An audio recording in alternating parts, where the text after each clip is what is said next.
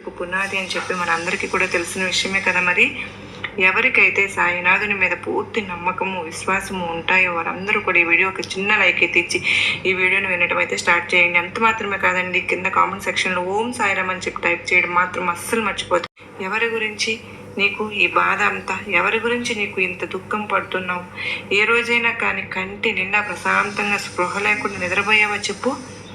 ఎప్పుడు కూడా మనసులో ఏదో అలజడి నిన్ను పట్టి పీడిస్తూ ఉంది. ఎందుకు ఇలా జరుగుతుందో నీకు ఏమీ అర్థం కావడం లేదు.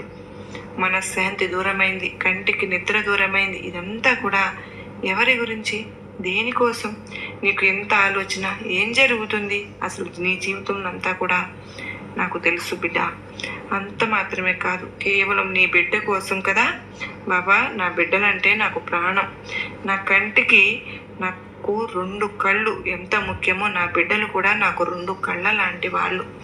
నేను నా బిడ్డలు బాధపడుతూ ఉంటే చూడలేకపోతున్నాను బాబా.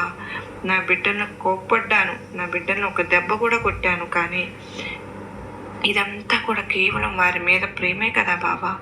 ఎందుకు నన్ను వారు అర్థం చేసుకోవడం లేదు? నేను ఏది చెప్పినా కూడా ప్రేమగా